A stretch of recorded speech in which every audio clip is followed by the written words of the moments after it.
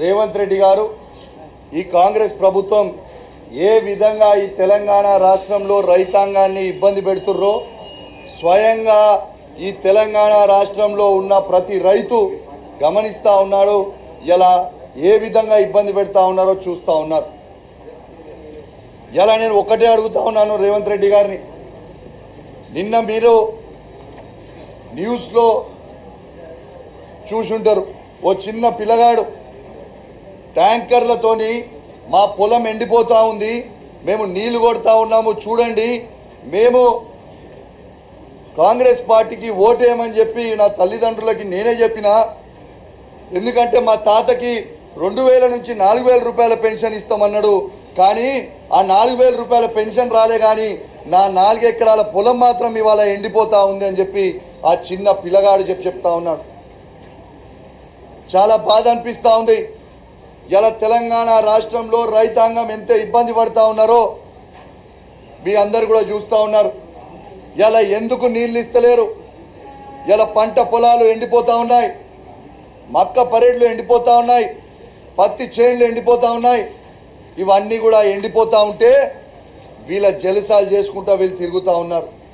ఇలా కేసీఆర్ గారి మీద కోపం ఉంటే, మా బీఆర్ఎస్ పార్టీ ఎమ్మెల్యేల మీద మా మీద కోపం ఉంటే మా మీద తీర్చుకోండి, కానీ మా తెలంగాణ రైతాంగాన్ని మీద తీర్చుకోవద్దని చెప్పి సందర్భంగా తెలియజేస్తూ ఉన్నాను. ఇలా కేసీఆర్ గారు ఉన్నప్పుడు నీళ్ళు ఎట్లొస్తాయి, ఇలా కేసీఆర్ గారు దిగిపోగానే నీళ్ళు ఎట్లా బంద్ అయితే అని నేను అడుగుతా ఉన్నాను. ఇలా కేసీఆర్ గారు ఉన్నప్పుడు అద్భుతమైన 24 గంటల ఫ్రీ కరెంట్ ఎట్లొస్తుంది, ఇలా చక్కగా కరెంట్ ఎందుకు రాదు అని నేను అడుగుతా ఉన్నాను.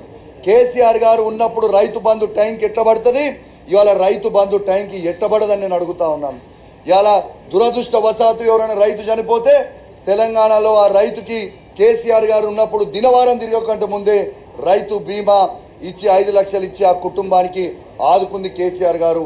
ఆనాడు కేసీఆర్ గారు ఉన్నప్పుడు ఎట్లా వస్తాయి, ఇవాళ ఎట్లా రావు అని చెప్పి నేను అడుగుతా ఉన్నాను. ఇలా తెలంగాణ రైతులందరూ కూడా గమనిస్తూ ఉన్నారు. నేను చెప్తా ఉన్నాను, ప్రత్యేకంగా నా హుజరాబాద్ నియోజకవర్గంలో DBM 21, 22, 23, 20, 24 మరియు DBM 29L ఈ DBMతో నీళ్ళు ఇవ్వకుండా ఇబ్బంది పెడతా ఉన్నారు. మా చివరి ఆయకట్టులు మొత్తం ఎండిపోయే ప్రమాదం ఉంది. ఇలా మా కమలాపూర్ మండలంలో అంబాల, శ్రీరాములపల్లి, నేరెళ్ళ, మాదనపేట, గోపాల్పూర్, శనిగరం, ఇలా లక్ష్మీపూర్, ఇలా అదేవిధంగా జమ్మికుంట మండలంలో నగురం, ఇల్లంతకుంట మండలంలో పాతర్లపల్లి, బూజ్నూర్, సీతంపేట, ఇలా వావిలాల, ఇవన్నీ కూడా చాలా ఇబ్బంది పడుతూ ఉన్నాం. ఇలా నీళ్లు వస్తలేవు. ఖచ్చితంగా నేను అనేక సార్లు ఇలా ఇరిగేషన్ సి గారు మాట్లాడినా, ఇరిగేషన్ డీలకి, ఏఈలకి అందరు కూడా మాట్లాడుతూ ఉన్నా, పంట పొలాలు ఎండిపోయే ప్రమాదం ఉంది. ఎట్టు పరిస్థితుల్లో మీరు కంపల్సరీ నీళ్ళు ఇవ్వకపోతే ఖచ్చితంగా రైతులని తీసుకొని నేను రోడ్ ఎక్కుతా అని చెప్పి కూడా ఈ ప్రభుత్వాన్ని హెచ్చరిస్తా ఉన్నా అని చెప్పి సందర్భంగా తెలియజేస్తా ఉన్నాను. వెంటనే నీళ్లు విడిచిపెట్టండి, రైతులని ఆదుకోండి. రైతులు చివరి ఈ వారం 10 రోజులు మీరు ఇవ్వకపోతే రైతులు కష్టపడ్డ 3-4 నెలలు పడ్డ శ్రమ మొత్తం కూడా వేస్ట్ అయిపోయే ప్రమాదం ఉంది. ఇలా కేసీఆర్ గారి కంటే గొప్పగా చేసే ప్రయత్నం చేయి తప్పితే ఇంకా గొప్పగా చేసే ప్రయత్నం చేయగాని ఇంకా తక్కువ చేస్తే ఇదేం పద్ధతి అని చెప్పి నేను అడుగుతా ఉన్నాను రేవంత్ రెడ్డి గారు. ఇలా ఈ 15 నెలల స్కాంగ్రెస్ పాలన ఎట్లుందంటే, ఇవాళ 15 స్కాములు. ఇవాళ సన్న బియ్యం స్కామ్, బుడద స్కామ్, ఇసుక స్కామ్, BRU ట్యాక్స్ స్కామ్, నకిలీ మద్యం scam, RTC ticketing scam, Amrut టెండర్ల స్కామ్, రోడ్ల స్కామ్, TDRల స్కామ్, ఇవాళ కులగన పేరిటిన scam, Swachh bio scam, 4th city పేరిటిన స్కామ్, 20% కమిషన్ పేరిట స్కామ్, కొడంగల్ లిఫ్ట్ కాంట్రాక్ట్ల స్కామ్, లగచెర్ల భూముల స్కామ్. ఈ స్కామ్గ్రెస్ పాలన ప్రజలు మొత్తం కూడా గమనిస్తూ ఉన్నారు. తస్మాత్ జాగ్రత్త అని చెప్పి సందర్భంగా హెచ్చరిస్తూ ఉన్నాను. అదేవిధంగా రేవంత్ రెడ్డి గారు ఒక ముఖ్యమంత్రి అని మర్చిపోయి ఏ విధంగా మాట్లాడుతుర్రో యావత్ తెలంగాణ ప్రజలందరూ కూడా గమనిస్తూ ఉన్నారని చెప్పి సందర్భంగా తెలియజేస్తూ ఉన్నాను. ఇలా ఇంతకుముందు ఆది శ్రీనివాస్ గారు ఇక్కడ మాట్లాడుతూ ఉన్నారు, ఏదో ముఖ్యమంత్రి అంటే చాలా గ్రేటు, ఏదంటే అది చేస్తాడు. కేసీఆర్ గారు ముఖ్యమంత్రి పదవి, ఎస్, మాకు పదవులు ముఖ్యం కాదు, మా కేసీఆర్ గారికి తెలంగాణ తెచ్చిపెట్టిందే గొప్ప, పదవులు మాకు గొప్ప కాదు అని చెప్పి కూడా రేవంత్ రెడ్డి గారికి తెలియజేస్తా ఉన్నాను. ఎస్, తెలంగాణ తెచ్చిందే కేసీఆర్ గారికి కొన్నంత పేరు. అదేవిధంగా కేసీఆర్ గారు ముఖ్యమంత్రి ఉన్నప్పుడు ఈ 10 సంవత్సరాలు ఏ విధంగా కేసీఆర్ గారు అద్భుతమైన అభివృద్ధి చేసిండో యావత్ ప్రపంచానికి చూపించిండు. దేశానికి కూడా కాదు, ప్రపంచం మొత్తం తిరిగి చూసేలాగా ఇలా చేసిండని చెప్పి కూడా ఈ సందర్భంగా తెలియజేస్తా ఉన్నాను. ఇలా ఒక ముఖ్యమంత్రి స్థాయి ఉండి సిగ్గు లేకుండా, శరం లేకుండా రేవంత్ రెడ్డి గారు ఇలా ఎదుటి ఒక ఎల్ఓపి లీడర్ని చావుని కోరుకుంటారా అండి ఎవరన్నా? నాకు అర్థం కాదు. ఎల్ఓపి లీడర్ చావు కోరుకుంటే ఎంత సిగ్గుచేటు. ఓ ముఖ్యమంత్రి స్థాయిలో ఉన్నోడు చావు గురించి మాట్లాడతాడా? నువ్వు చావాలని ఇంతకుముందు ఇంత 100 మంది ముఖ్యమంత్రులు ఉన్నారు, 100 మంది ఎల్ఓపి లీడర్ లేరు, కానీ ఎవరు కూడా ఒకరు చావాలని కోరుకోలేదే. ఇంత దరిద్రంగా ఉంటుందా అని చెప్పి నేను అడుగుతా ఉన్నాను. ఇలా ఈ తెలంగాణ రాష్ట్రంలోనే 3 లక్షల పిచ్చి కుక్కలు ఉంటాయి. ఆ పిచ్చి కుక్కలకు అధ్యక్షుడే రేవంత్ రెడ్డి అని చెప్పి ఈ సందర్భంగా మీకు తెలియజేస్తా ఉన్నాను. నువ్వు ఒక్క మాట అంటే మేము 100 మాటలు అంటాం రేవంత్ రెడ్డి గారు. తస్మాత్ జాగ్రత్త అని చెప్పి కూడా హెచ్చరిస్తూ ఉన్నానని చెప్పి ఈ సందర్భంగా తెలియజేస్తా ఉన్నాను. మొరిగే కుక్కలు మొరుగుతూనే ఉంటాయి, మొరుగుతూనే ఉంటాయి.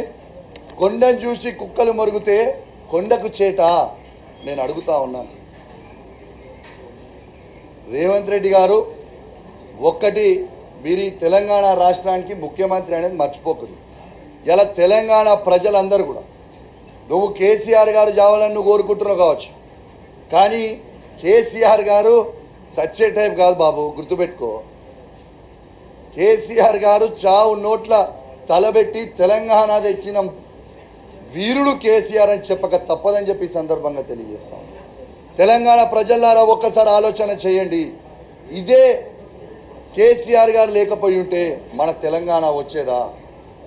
ఇదే కేసీఆర్ గారు లేకపోయి ఉంటే ఈ తెలంగాణ వచ్చేదా? మళ్ళీ ఇదే తెలంగాణకి రేవంత్ రెడ్డి గారు ముఖ్యమంత్రి అయ్యేదా?